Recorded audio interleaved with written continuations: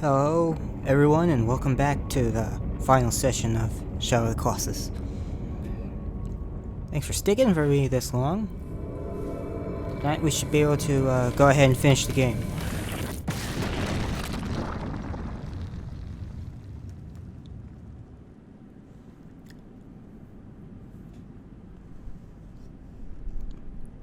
We are 14 Colossi down and about to head towards number 15.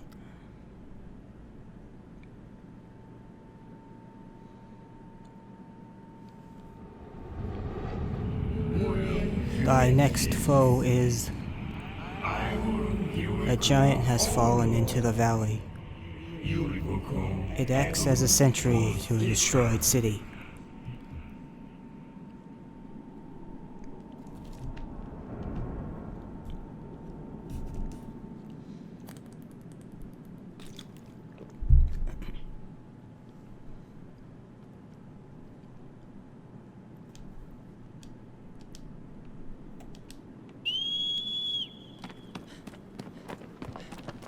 Before we head out, I wanted to take a moment to get into this photo mode and take a look at Wander. It's a little less prominent in this version, or at least it's a little harder to tell, but Wander's skin through the course of the game has left him significantly more pale after each and every Colossi. Now his skin is starting to get closer to Mono's, which is also very pale due to the fact that she's dead. In the prior versions on PS2 and PS3, the textures were a little more pronounced, and you could see some black veins and the like in his neck as well as his hands. You can see them a little bit here, but they're a lot more subtle. But I don't have a huge problem with that because while I appreciated them being more visible in the original versions, I have to note that one of the reasons for that is because it was a standard definition game. It was going to be like that because it had to be, or else people are not going to see that detail.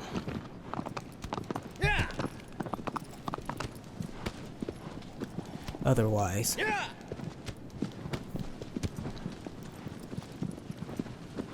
Argus isn't particularly far. He's a little bit past where we fought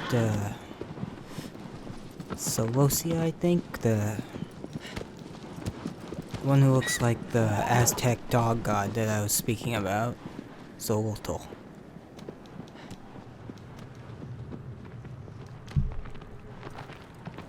He's up in that corner of the map.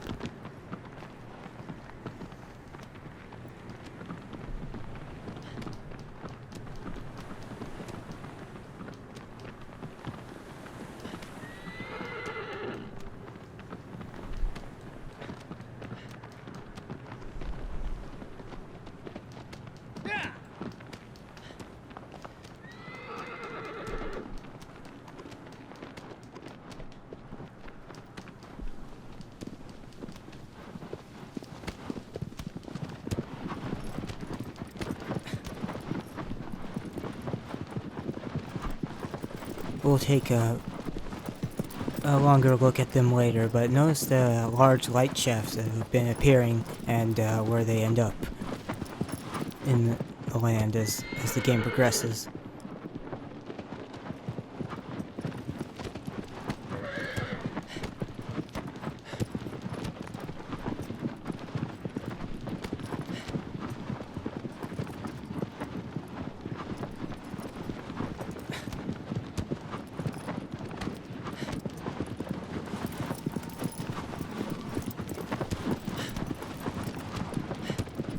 You'll notice at this point our stamina is really high.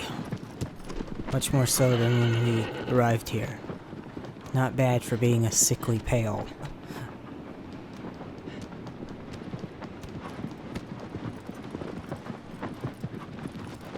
And that is our destination. Just beyond this sand dune.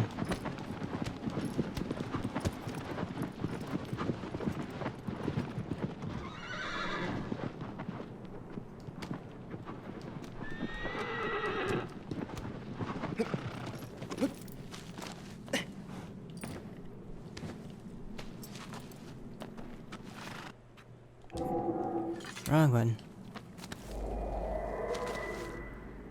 Pray here so we save up.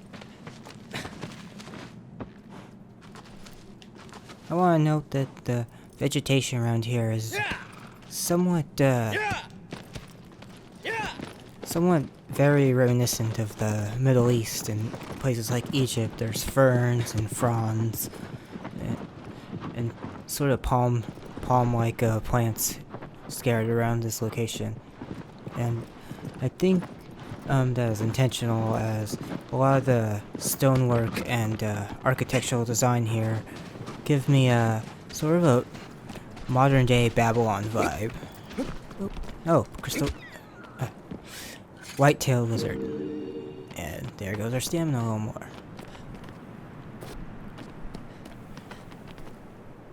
This place reminds me of the restored walls of Babylon in modern-day Iraq, though it's a little more ornate and colorful. And the huge gate here reminds me of the Gate of Ishtar, which is very ornate, though it is not covered in dragons, unfortunately.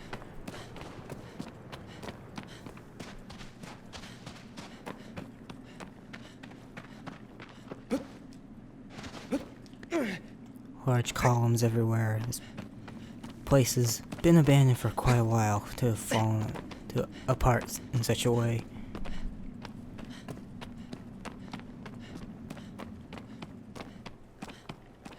A lot of these stone walkways here are also reminiscent of Babylon, which harkens back to Dorman and Nimrod. Whether it's intentionally or unintentionally. Enormous columns, archways.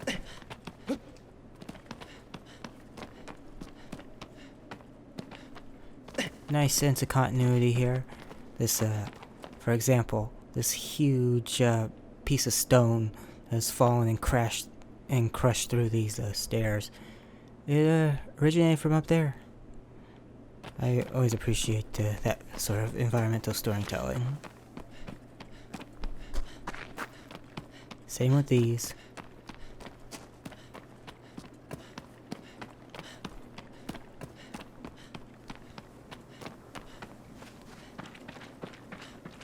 And here is where we're gonna fight Colossi 15.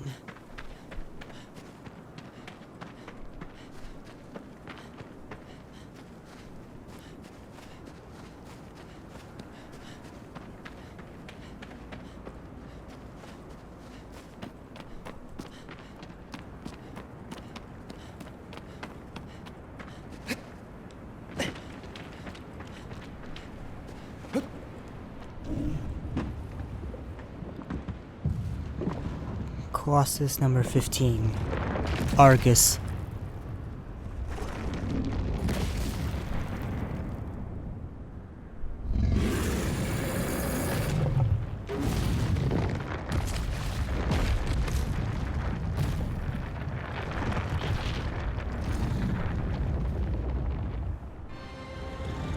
Now Argus, much like Valus and Barbara, has a very Minotaur-esque design.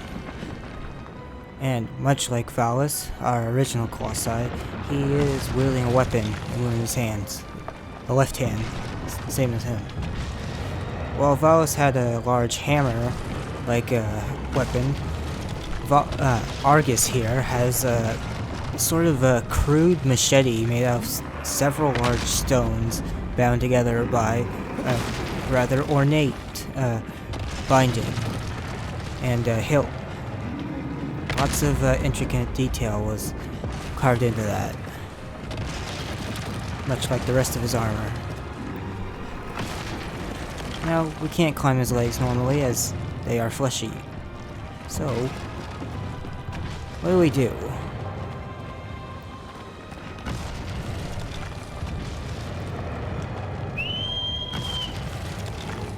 Simple. We use the architecture. These are not built to stand up to him standing on them. much like myself.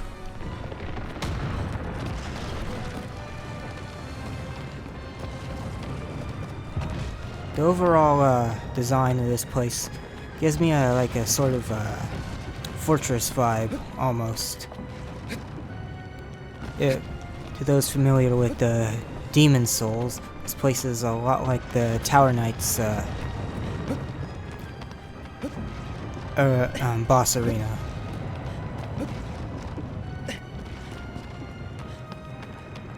Okay, I can't seem to find the stairs. Maybe there isn't one on this particular... Oh, there they are.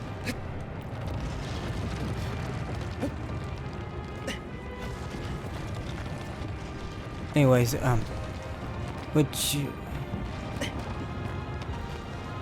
my goodness, I'm so sorry. I'm losing my train of thought here. I think I need to get him to attack here so I can get him to shoot down some more of these bricks. Because as it stands now, I cannot reach to the next level. But in Demon Souls, during the Battle of Tower Knight, you'd have this huge open area in the middle in which the boss stands, and up in all these sort of tiered structures, you have a whole bunch of knights with their bows and arrows aiming down at you while you're facing the creature, or demon as it were. See, there we go, that's what I was looking for.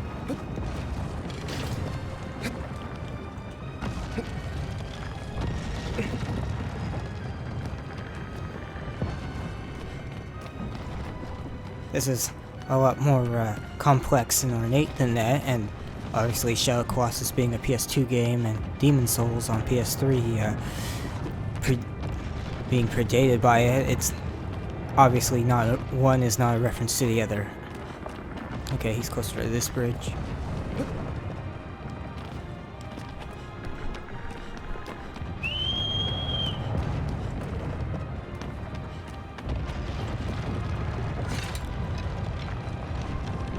Over here.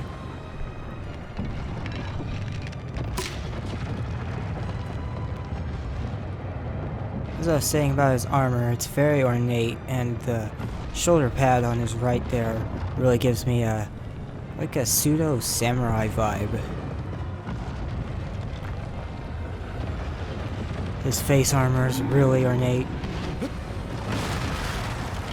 Oh, I hope I made it back in time.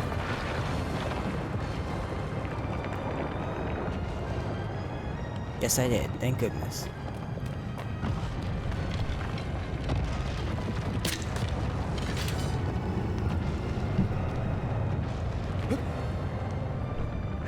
Oh god. Almost missed. First sigil?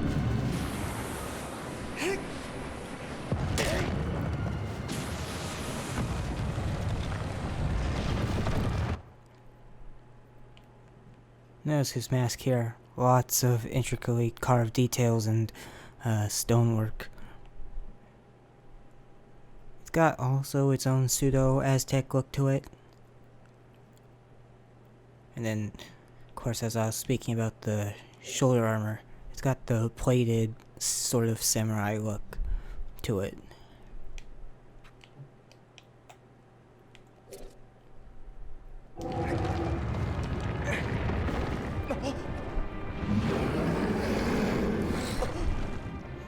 An infusion of several different inspirations.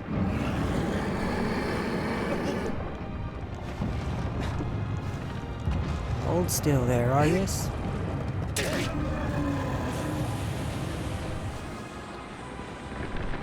Well, that's one. But where's the other?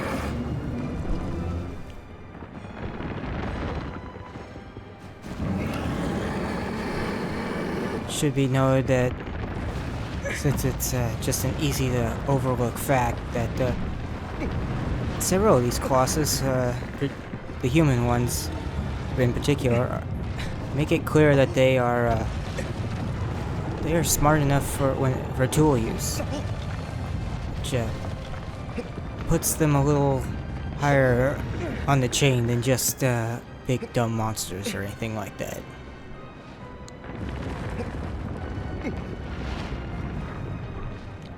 Though of course, if you're like me and you prefer to quote Ishiro Honda, in that monsters are born too tall, too strong.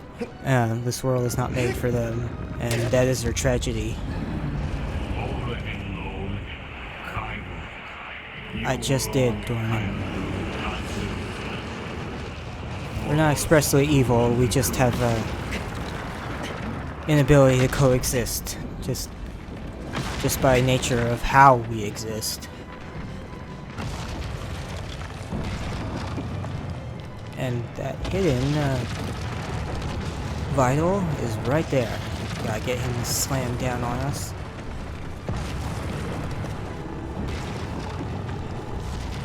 Come on. Here we go.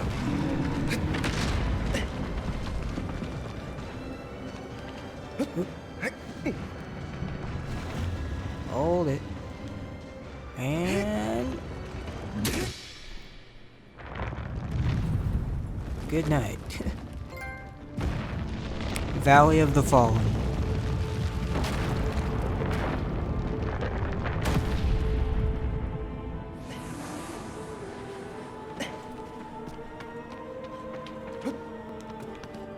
Smart enough to defend itself.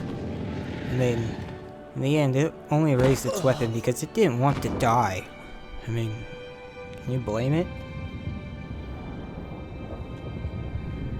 I mean, just like anyone else.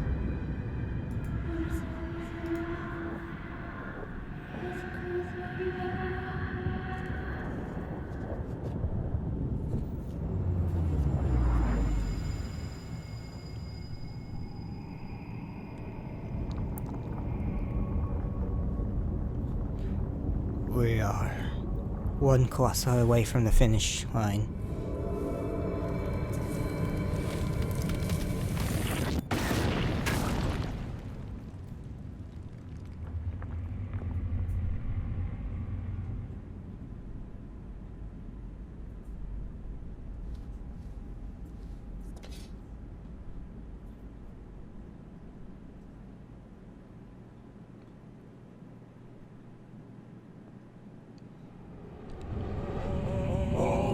Finally, the last Colossus. The ritual is nearly over. Thy wish is nearly granted.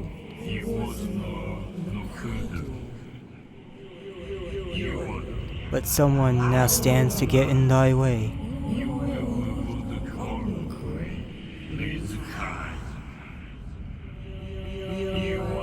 Make haste, for time is short.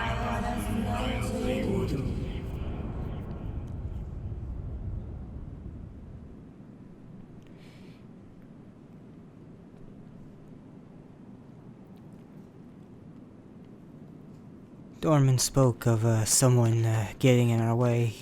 He was not referring to our final Colossi.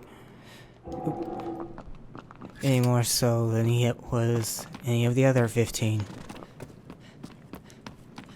As you see, we walk down this hall and see all these busted statues. Titans that'll never rise or walk again. And us, a simple person, just brought them down with a sword and bow and arrow. Something really has been lost to the world, no matter how you're choosing to look at it. And it's gonna be on us to wipe them all out. They're here in this completely abandoned peninsula. And they were in our way for a wish to bring someone back.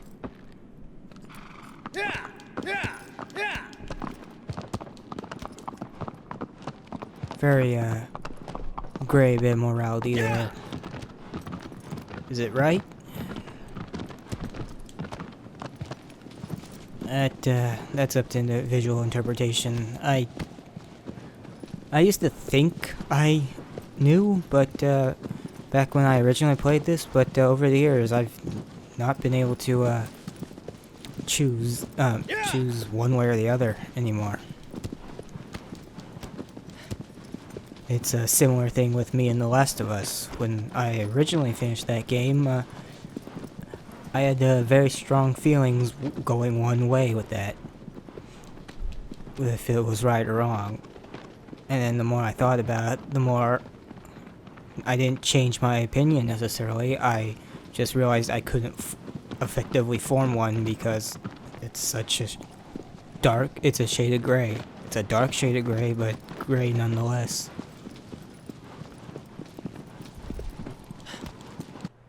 Oop, wrong button.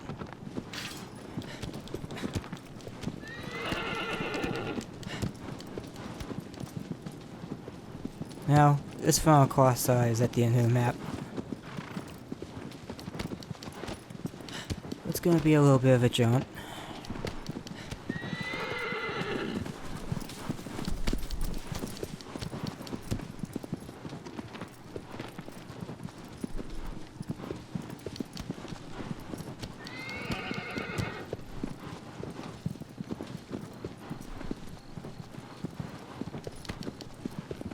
Let's see. Not terribly far away. Thankfully.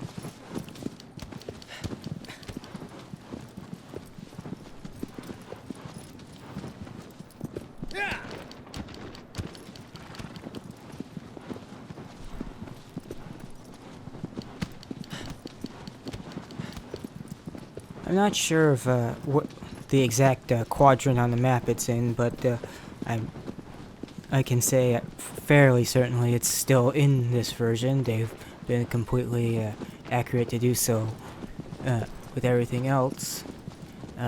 But there's some remnants, leftover assets from cut Colossi from the PS2 version that was about the size of the lions, Zenobia and Solosia. Those the Panther ones, number 14 and all that. It was like a giant boar, and the idea was that you'd ride around with aggro and you'd attack it on your way on the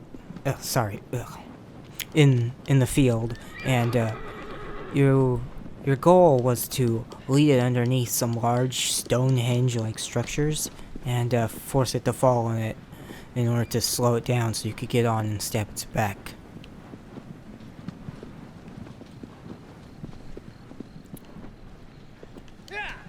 And one of the reasons it was cut was because they didn't have time, and it wasn't worth justifying adding sort of quote-unquote mounted combat, there I go with those words again, where you'd swing your sword while on aggro here.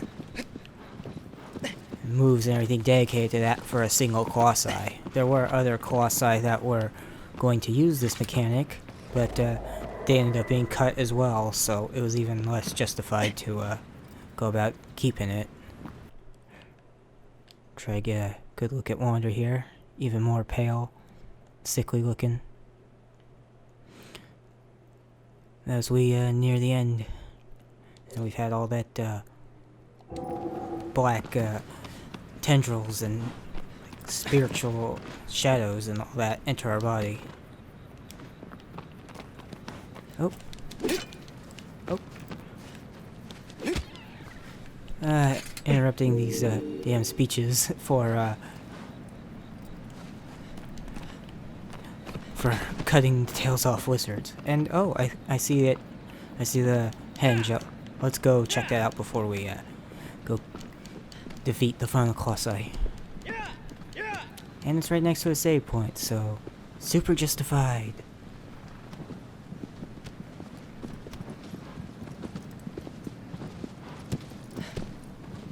Appreciate all the birds, stuff. There's no human life here, just you and the wildlife.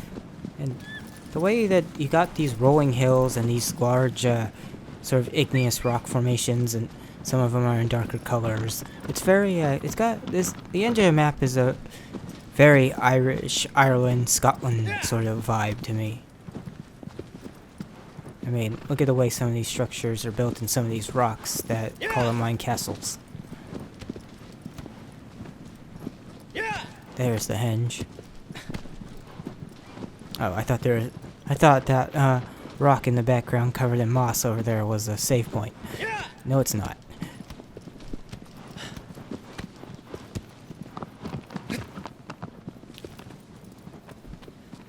So the idea was these Stonehenge structures, you would lead the boar underneath them, and it would eventually get caught in them after you've damaged it enough, and that would give you an opportunity to actually get on it, or not rather damaged it. You do minor damage like any bow and arrow shot, and maybe a slight sword strike might, but the idea was to trip it up so it'd get caught in these so that you'd have an opportunity to stab at its vitals. And I think that would have been pretty cool if they could have kept it, but it's completely understandable why it was left on the cutting room floor, even though it was far enough to have a model made and this area set up for it on top of it, and as well as the extra assets that require that would have been required in the fight. I keep pushing X to go faster by mistake. Oh, okay, there was a save point. I was not hallucinating.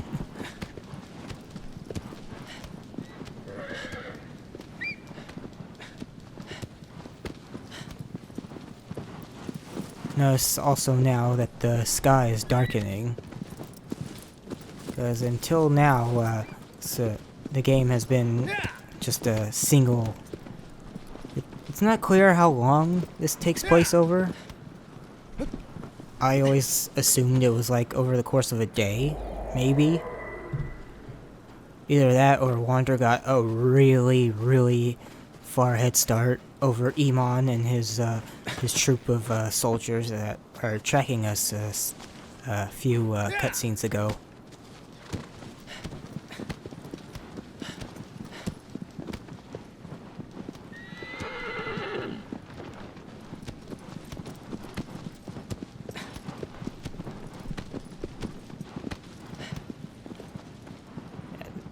Yeah, these large rock formations really give me that sort of Scotland, Ireland vibe.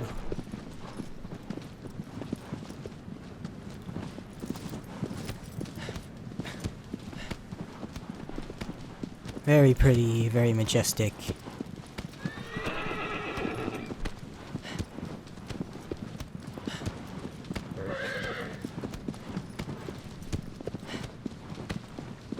And here is our destination.